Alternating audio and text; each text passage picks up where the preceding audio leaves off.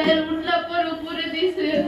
আমার ভাইয়ের গাড়িতে ভেঙে আমার ভাই, আমি শুনতেছি আমার ভাই বলতেছে আমারে কেড়ে মারোস, আমি তো কিছু করি নাই। আমার ভাই আমার ভাইয়ের মতন এত ভদ্র এত সুন্দর ছেলে 10টা গেলে পাবেন না আপনারা। আমার ভাইকে মতটা নির্মম ভাবে মারলে। পরে আমার ভাই দৌড়ে পাশের বাড়িতে একটা পুষ্কুনিতে পড়ে। আমার ভাইয়ের গায়ে ছিল কালো গেঞ্জি কালো প্যান্ট। ওরা কি পরিমাণ মারধর করে দেখেন, আমার ভাইয়ের পরে একটা লুঙ্গি পরে রাখছে।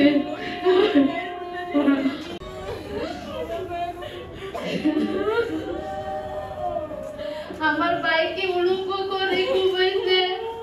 লাস্টে বাসিরে শিবুতি হাতে দাঁড়ানো, লাস্টে বাসি শরীর করে মিলে আমার ভাইকে একটা কুড়াল দিয়ে মাথার মধ্যে এভাবে ঘুরতে।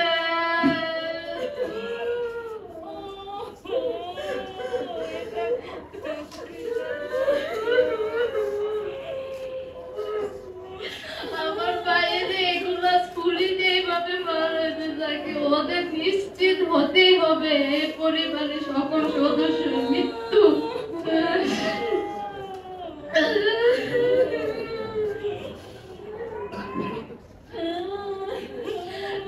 তারপর আমরা যে করেছিলাম চায়াদিকে হায়দ্রাবাদের জুয়েল মেম্বার শিবু চেয়ারম্যান শরীফ বাসির রফিক বাবু যারা আছে, আমি এখন সব নাম বলতে পারবো না। সবাই আমার কাকা করে হামলা দেয়, এই দরজা খুল, এই ঘরে দরজা দেওয়া কেন, এই ঘরের মনে বাকি সদস্যরা আছে।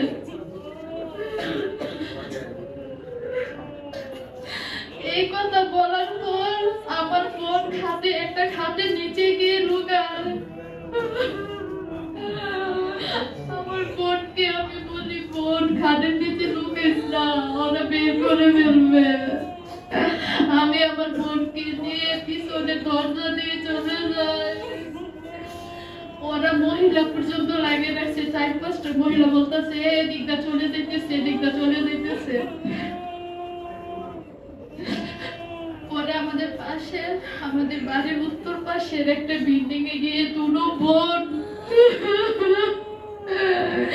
জীবন দিছি, চাচি একটু দরজাটা খুলো। আমার ধারণা ছিল এটা বিল্ডিং খুব মজবুত একটা বিল্ডিং, এখান থেকে আমাদের বের করতে পারবে না। বিশ্বাস করুন আমার বোন, আমি গেট আর দরজা বাইরে রাখি নাই।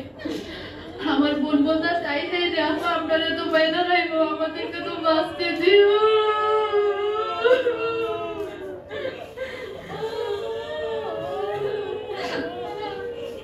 এই কথা বলার পর আমি আমার বোনকে বলছি, বোন আমার যে বোনটা নিহত জোনাককে, আমি আমার বোনকে বলছি, বোন তুই একটা গোয়াল ঘর আছে, এটাতে তুই লুকা। একটা ছোট গোয়াল ঘর ছিল, আমার ধারণা ছিল এই গোয়াল ঘরে লুকালে আমার বোনকে দেখবে না। আমি আমার বোনকে দিয়ে আমি আবার ওদিকে একটা দৌড় দিই। আমার ধারণা ছিল ওরা আমাকে লক্ষ্য করুক, আমার বোনকে না দেখো। কিন্তু আমি ওই খন্ডে যাওয়ার সাথে সাথে আমাকে ধরে ফেলে দিতে, আমার বোনকে ধরে ফেলে আরো মেম্বার বাসির আর এদিকে আমার বোনকে ধরে শিবু চেয়ারম্যান, আমি নাম বলতে পারতেছি না, আমাকে এমন বাড়ি দেয় বাঁশ দিয়ে, প্রথম মাথাতে আঘাত করে। পরে আরো মেম্বার আমাকে প্রথম ছুরি দিয়ে এভাবে ফুল দেয়। রক্ত সাগর হয়ে যাচ্ছে আমার।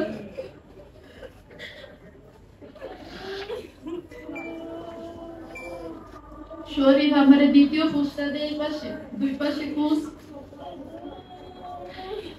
মাথা ঘুরে ভাবে পড়ে যাচ্ছে, আর কি পরিমাণ অন্যান্য সদস্যরা আমাকে পাশ দিয়ে আঘাত করতেছে।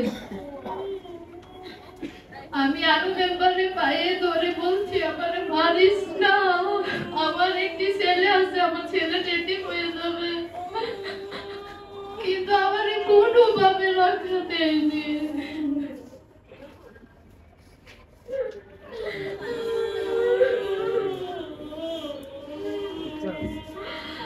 আরো মেম্বার আমারে বলে, তুই স্টেশন না, তোর কিচ্ছু করবো না। আমি মাথা ঘুরে পড়ে যেতেছি, নিজে স্ট্রং থাকতে পারতেছি না। হে আবার এভাবে ধরে হাতে ধরে খেসড়ে নিয়ে যেতেছে। বাকি সদস্যরা অনেকই ছিল, প্রায় 15-20 জন।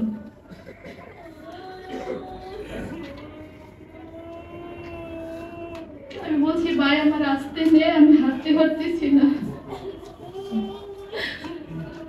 আমাদের পিছন থেকে যে কি পরিমাণ এত বড় বড় ইট দিয়ে আমার পিঠটাকে ক্ষত বিক্ষত করে ফেলছে। ইট এখন মাটির চাকা দিয়ে ইটেছে, আমি কিন্তু হাঁটতেই পারতেছি না। এক পর্যায়ে রাস্তার কাছে গিয়ে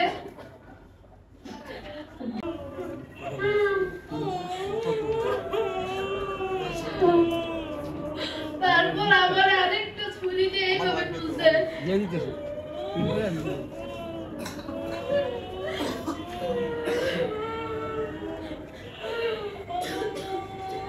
আমি কিচ্ছু করতে পারি না, আমার বেবিটি একটা সদস্যরে আমি বাঁচাতে পারি না, আমি নিজেই তো বাঁচতে পারি নাই। আপনারা হয়তো গণমাধ্যমে বিভিন্ন ইয়াতে দেখছেন, আমি একটি পানির খাল পার হয়েছি। যখন আমাকে এখানে লাস্ট কুপটা দেওয়া হয়, আমি খালের মধ্যে উল্টে পড়ে যাই। পানিতে পড়ে যাওয়ার পর আমার একটি প্রশ্ন আসছে, আমাকে যেভাবে হোক বাঁচতে হবে। পুরা খালের পানি রক্ত লাল হয়ে গেছে। আমি আমার পর্যাপ্ত পরিমাণ শক্তি অর্জন করে আমি এই খালটা পার হই।